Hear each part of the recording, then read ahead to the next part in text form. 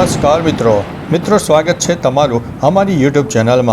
આજની વિડીયોમાં વાત થશે આજે તારીખ 8 સપ્ટેમ્બરથી લઈને 20 સપ્ટેમ્બર સુધી ગુજરાતમાં કેવું રહેશે હવામાન, અત્યારે જે સિસ્ટમ સક્રિય છે કેટલા દિવસ તેની અસર જોવા મળશે, આવનારા દિવસોમાં બંગાળની ખાડીમાંથી કઈ સિસ્ટમ આવશે જે ગુજરાતને ફરીથી વરસાદનો રાઉન્ડ આવશે અને નવરાત્રિમાં મિત્રો વરસાદની શક્યતા કેમની છે, તમામ પ્રકારની માહિતી એક વિડીયોમાં તમને આપી દઈશું। પ્રથમ વાત કરીએ તો મિત્રો 8 સપ્ટેમ્બરની, આજે 8 સપ્ટેમ્બર છે તો આજે સમગ્ર કચ્છને રેડ એલર્ટ આપવામાં આવ્યું છે, જ્યારે ઉત્તર ગુજરાતના બનાસકાંઠા, સાબરકાંઠા, પાટણ અને મહેસાણાના પણ અનેક વિસ્તારમાં રેડ એલર્ટ આપવામાં આવ્યું છે, જેમાં 1 થી લઈને 8 ઇંચ સુધીના વરસાદ થઈ શકે છે। મહત્વનું છે કે કચ્છના દરિયાઈ પટ્ટી વિસ્તારમાં પવનનું પ્રમાણ વધારે જોવા મળશે, ભેજનું પ્રમાણ વધારે સર્જાશે અને લો ક્લાઉડ ફોર્મેશન સર્જાશે, જેના કારણે કચ્છ અને ઉત્તર ગુજરાતના અનેક ભાગોમાં ભારેથી અતિ ભારે વરસાદ થાય, નદીઓમાં ઘોડાપૂર આવે, ડેમની જળ સપાટી ભયંકર વધી જાય, એટલે નીચાણવાળા વિસ્તારો મિત્રો થોડા એલર્ટ રહેજો। બાકી મિત્રો મધ્ય ગુજરાત હોય, દક્ષિણ ગુજરાત અને સૌરાષ્ટ્રમાં ધીમે ધીમે વરસાદનું પ્રમાણ ઘટી જશે। આગામી તારીખ મિત્રો 9મી સપ્ટેમ્બરની વાત કરીએ તો 9મી સપ્ટેમ્બરે જે 8મી સપ્ટેમ્બરે વરસાદ થશે તેની તીવ્રતામાં 50% મિત્રો ઘટાડો થઈ જશે, એટલે આ સિસ્ટમ ધીમે ધીમે અરબી સમુદ્ર અને પાકિસ્તાન તરફ જઈ રહી છે અને જતાં જતાં તે કચ્છના અનેક ભાગોને 24થી 48 કલાક હજુ પણ ભારેથી અતિ ભારે વરસાદ આપી શકે છે। મહત્વનું છે કે આ સિસ્ટમનું જોર આપણને 9 તારીખ સુધી થોડું જોવા મળશે અને ત્યારબાદ 10 તારીખથી આ સિસ્ટમનું જોર છે એ ધીમે ધીમે ઘટી જાય તેવી સંભાવના છે।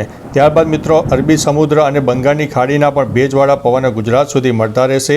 બીજી તરફ બંગાળની ખાડીની જે વરસાદની સિસ્ટમો છે એ ધીમે ધીમે તેનું ફોર્મેશન પણ બનવાનું ચાલુ થઈ જશે અને આવનારી તારીખ 14 તારીખથી તેમાં પણ ધીમે ધીમે વધારો થાય તેવી શક્યતા છે। ત્યારબાદ મિત્રો તારીખ 11 સપ્ટેમ્બરની વાત કરીએ તો 11 સપ્ટેમ્બરે તમે જોઈ શકો છો કે દક્ષિણ ભારત હોય, મધ્ય ભારત હોય અને પૂર્વ ભારતના અનેક વિસ્તારોમાં ધીમે ધીમે ક્લાઉડ ફોર્મેશન વધારે મજબૂત સર્જાશે, જે તે જિલ્લામાં વરસાદ થશે। ગુજરાતમાં છૂટાછવાયા વરસાદની શક્યતા રહેશે, સાર્વત્રિક વરસાદનું જે બોન્ડિંગ છે તે તૂટી જવા પામશે।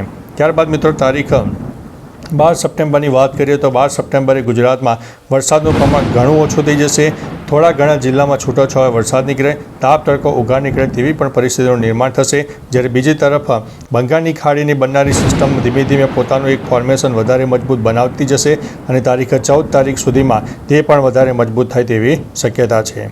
ત્યારબાદ મિત્રો તારીખ 13 સપ્ટેમ્બરની વાત કરીએ તો 13 સપ્ટેમ્બરથી દક્ષિણ ભારત એક્ટિવ વધારે થાય, મધ્ય ભારત સહિત પૂર્વ ભારત પણ એક્ટિવ થાય, જેના ભાગરૂપે થઈને મોટાભાગના વિસ્તારોમાં વરસાદની શક્યતા તેજ થઈ જશે અને ધીમે ધીમે દક્ષિણ ગુજરાત સુધી તેની વ્યાપક અસર જોવા મળશે, જે 14 અને 15 તારીખથી તેનું રૌદ્ર સ્વરૂપ બતાવી શકે છે।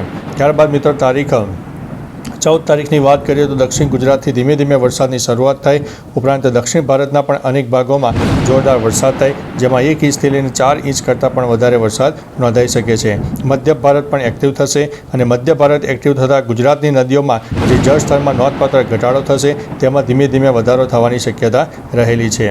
ત્યારબાદ મિત્રો તારીખ 15 સપ્ટેમ્બરની વાત કરીએ તો 15 સપ્ટેમ્બરે પણ દક્ષિણ ગુજરાત હોય, સૌરાષ્ટ્રના અનેક ભાગોમાં છૂટોછવાયો વરસાદ ચાલુ રહે, દક્ષિણ ગુજરાતમાં વરસાદની હેલી ધીમે ધીમે 15 અને 16 તારીખથી શરૂ થાય તેવી શક્યતા છે, કારણ કે જે બંગાળની ખાડીનું ક્લાઉડ ફોર્મેશન છે એ આવનારા દિવસોમાં વધુ મજબૂત થાય તેવી શક્યતા દેખાઈ રહી છે।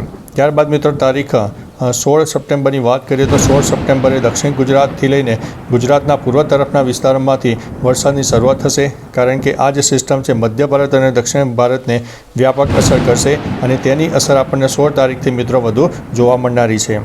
ત્યારબાદ મિત્રો તારીખ 17 સપ્ટેમ્બરની વાત કરીએ તો 17 સપ્ટેમ્બરે પણ રાજસ્થાન સહિત મધ્ય ભારતના અનેક ભાગો હોય, મહારાષ્ટ્રના અનેક ભાગો હોય તેમાં આ સિસ્ટમ પોતાનું રૌદ્ર સ્વરૂપ બનાવશે અને તેની એક આંખ કહી શકાય એ આંખ પણ મજબૂત થઈ જશે, જેના લીધે તેને ગુજરાતમાં પણ તારીખ 17, 18 અને 19 તારીખની આસપાસ જોરદાર વરસાદનો નવો રાઉન્ડ પણ આવી શકે છે। ત્યારબાદ મિત્રો તારીખ 18 તારીખથી તમે જોઈ શકો છો કે ગુજરાતમાં ધીમે ધીમે દક્ષિણ ગુજરાત હોય, મધ્ય ગુજરાત, ઉત્તર ગુજરાત અને સૌરાષ્ટ્રના મોટાભાગના વિસ્તારમાં વરસાદની શરૂઆત થઈ જશે અને આગામી દિવસોમાં કચ્છ સુધી પણ એ વરસાદ જોવા મળશે, એટલે કે મિત્રો તારીખ 18, 19 અને 20 તારીખ આપણને સાર્વત્રિક વરસાદનો માહોલ જોવા મળનારો છે। ત્યારબાદ મિત્રો તારીખ 19 સપ્ટેમ્બરની વાત કરીએ તો 19 સપ્ટેમ્બરે પણ એક સાર્વત્રિક વરસાદનો માહોલ રહેશે. કચ્છમાં સામાન્ય વરસાદનું પ્રમાણ ઘટી શકે છે, જેમાં ઉત્તર ગુજરાત, મધ્ય ગુજરાત, દક્ષિણ ગુજરાત અને સૌરાષ્ટ્રના મોટાભાગના વિસ્તારોમાં છૂટોછવાયો વરસાદ અથવા તો 1 ઇંચથી લઈને 3 ઇંચ સુધીના વરસાદ થઈ શકે છે. મિત્રો, આપણે અગાઉ પણ માહિતી આપી હતી કે ઘણી વખત લો ક્લાઉડ ફોર્મેશન સર્જાય, ભેજનું પ્રમાણ વધારે હોય તો જે તે જિલ્લામાં વરસાદ વધુ થઈ જતો હોય છે. ત્યારબાદ મિત્રો તારીખ 20 સપ્ટેમ્બરની વાત કરીએ તો રાજસ્થાનના અનેક ભાગોમાં વ્યાપક વરસાદ થાય. તેની અસરના લીધે થઈને ગુજરાતના પણ 50થી લઈને 70% વિસ્તારમાં વરસાદની શક્યતા રહેલી છે. એના કારણે થઈને મિત્રો મધ્ય ભારત હોય, દક્ષિણ ભારત, પૂર્વ ભારત અને પશ્ચિમ ભાગના અંદાજિત 80% વિસ્તારોમાં વરસાદ આપી શકે તેવી શક્યતા દેખાઈ રહી છે. હવે મિત્રો તારીખ 21 સપ્ટેમ્બરની વાત કરીએ તો 21 સપ્ટેમ્બરે પણ ગુજરાતમાં સાર્વત્રિક વરસાદનો માહોલ સર્જાશે. કચ્છમાં વરસાદનું પ્રમાણ ઓછું જોવા મળી શકે છે.